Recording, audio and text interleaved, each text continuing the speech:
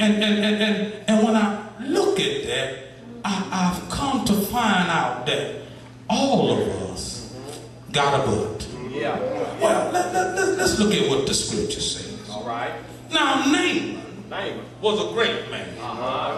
He was a captain of the host of the king of Syria. Yeah. Naaman was greatly honored and held in high esteem. All right.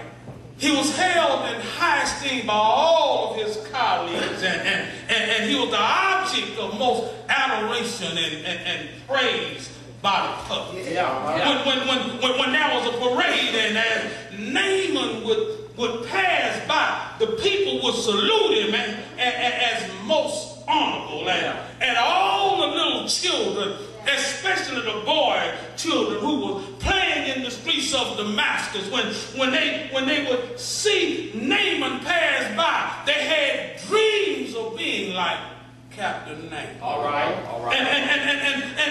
And growing up, they wanted to be in the army so that they could be like Captain Naaman. Yes, sir. You see, Captain Naaman by our standards, by what we know would be like Colin Powell is, as he was the commander-in-chief of the Joint Chief of Staff. You see, Naaman had power. He was the general in charge. All right. You see, my brothers and sisters, in other words, Naaman was general of all generals. Yes, Naaman was somebody. Naaman was a great man, a valiant man, an honorable man, highly honored. Naaman was showered with favor and riches. Naaman was a leading soldier, but Naaman was a left. Yes, sir. All right. Of all the positive attributes, of all the tremendous upside that Naaman had, of all the power and prestige Naaman had, Naaman was a leper. Yes, sir.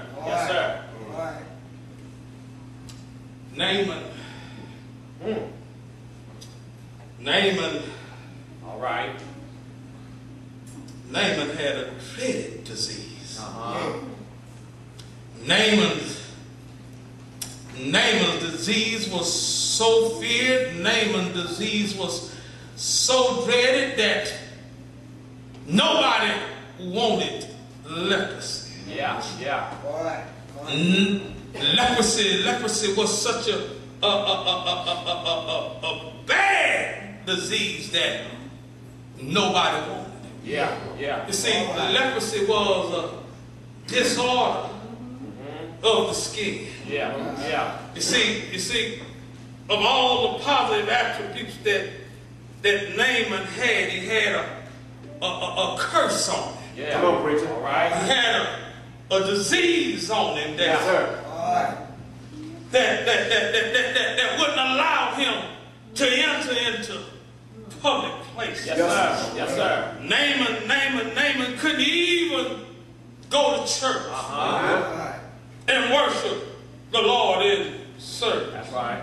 Naaman couldn't even go to the grocery store or have social interaction with any of the folk that he would come in contact with. Matter of fact, Naaman couldn't even come into contact with folk. You see, Naaman had a terrible disease, and because of his leprosy, the lepers lived in a colony outside of the city. That's right. You see, they were required to isolate themselves from mainstream public. They wasn't able to go to the tea parties. They weren't able to go to the spade parties. They weren't able able to go to the casino. They weren't able to go on the buffet line. Because when Naaman or when a leper would walk down the streets, they were required to cover their lips and they were required to say unclean. Yeah. Yeah. Unclean. Yeah. Unclean. You see, Naaman was an unclean man. Yeah. Naaman was a leper. All right. Yes, Naaman was a leper, which meant that even though he was respected and admired, even though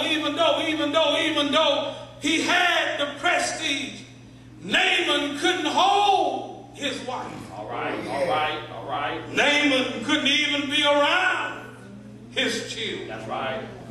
Because Naaman was unclean. Yeah. You see, my brothers and sisters, besides the humiliation and besides the isolation that Naaman had, Naaman realized that there was no known medical cure for his disease. That's right. You see, my brothers and sisters, if we had to look at leprosy of yesterday, we ought to be able to see what AIDS looked like today. That's right. There was no cure. No cure. There was no known cure for what ailed Naaman. Yeah. But you see, Naaman being a valiant man. Yeah. Naaman being a respected man. Naaman having riches galore. All right. With all of that, Naaman couldn't even get a bum on the street that would want to take Naaman's disease. My Lord. See, my brothers and sisters, Naaman was a leper. Yeah. Well, wait a minute.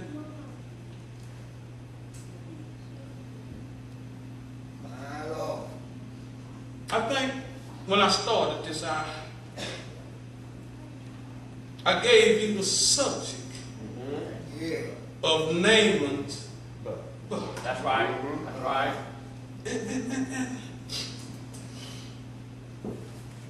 when I look at this, and when I see Naaman and I see book, it made me look at the church. All right. And it made me look at folks in the church. All right. Look out, preacher. Talk. But before I look at the folk in the church, I needed to look at the Bible. Yeah. And what I found in the Bible was that but they had a book. All right. Talk. What you talking about, bro, preacher? Yeah. Well, faith. Yeah. He left his home. Yes, he did. He went to a land that he was unfamiliar with. Yeah. And when he left there, he got scared. And wouldn't say that their woman was his wife. Yeah. Say that, preacher. Yeah. In other words, Abraham faith fought. And Abraham had a book. Yeah. But not only Abraham, but I looked a little closer and I found Moses, the great emancipator. Yeah. The law. He was great, even though he was to lead God's people. Moses, he was a murderer. Yeah, that's right. All right. Well,